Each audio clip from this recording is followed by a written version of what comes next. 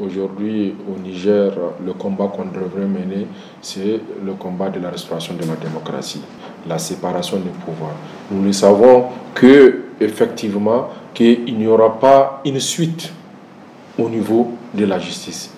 Vous savez, normalement, dans ce genre de cas, le procureur devrait s'autosaisir. Mais il ne l'a pas fait. Pour nous, comme si l'information n'était pas arrivée chez le procureur. C'est pour cela que nous avons décidé d'amener ce dossier-là devant le procureur. Là, il est informé et de façon officielle par des citoyens, par des organisations de la société civile. C'est juste pour qu'il puisse saisir du dossier. Mais jusque-là, lettre morte, rien. Ce n'est pas le seul cas. Vous vous rappelez, depuis 2017, où nous avons fait ressortir 40 dossiers que nous avons jugés scandaleux, donc nous avons pris un seul dossier, dénommé Iranium Gate. Nous sommes partis déposer une plainte sur le bureau du doyen des juges pour qu'il puisse mener une enquête pour que les Nigériens puissent comprendre ce qui s'est passé dans ce dossier-là. Vous vous rappelez, ils nous ont demandé une caution de 20 millions. Et ces 20 millions-là, nous ne l'avons pas. Mais nous avons décidé de mobiliser ces 20 millions-là pour que l'IMER soit faite par rapport à ce dossier-là. Et nous savons que les citoyens sont engagés. Ils ont commencé à mobiliser ces 20 millions-là. Notre compte a été fermé parce que le présumé coupable du dossier se trouverait être le ministre des Finances et de l'Économie de l'époque.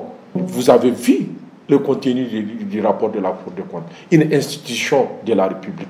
Mais bon, c'est lettre morte comme si rien ne fait. Et c'est pour cela que vous avez constaté tous les rapports, les précédents rapports de la Cour des comptes et ces rapports-là, c'est toujours les mêmes griefs. Mais les gens continuent allègrement à faire ce qu'ils veulent.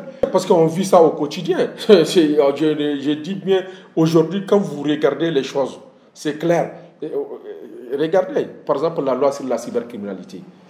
On dit que non, on a dépénalisé ceci, on a fait cela. Mais juste tu publies sur Facebook, on t'arrête. C'est automatique, le procureur a le temps de regarder des petites publications sur Facebook. Mais ces gros dossiers-là, des dossiers qui engagent les secteurs sociaux de base. Parce qu'aujourd'hui, un Nigérien, de quoi a-t-il besoin? C'est juste qu'il puisse avoir l'apaisement, la paix, la sécurité, travailler. Et quand il a un enfant en âge d'aller à l'école, qu'il puisse l'amener à l'école. Quand cet enfant tombera malade, qu'il puisse trouver un médecin pour le faire consulter. C'est tout ce que les Nigériens demandent. Mais c'est dans ces secteurs-là qu'il y a eu ces détournements-là. Et aussi, au-delà de ça, nous continuons à faire la mobilisation citoyenne pour effectivement qu'il y ait plus de justice, qu'on lutte contre l'impunité. Aujourd'hui, la sève nourricière de l'insécurité, c'est le détournement des deniers publics. La mauvaise gouvernance, ça c'est clair. Donc il faudrait qu'il y ait une mobilisation citoyenne conséquente autour de cette question-là pour ramener, pour recréer le système, restaurer la démocratie, l'état des droits, la séparation des pouvoirs, donner au juge son rôle. Donc c'est dans ça nous sommes. Et quand vous regardez toutes les institutions qui luttent contre la corruption, les infractions assimilées, sont tous rattachés au niveau de la présidence. Et c'est le président qui décide de quel dossier le juge doit connaître.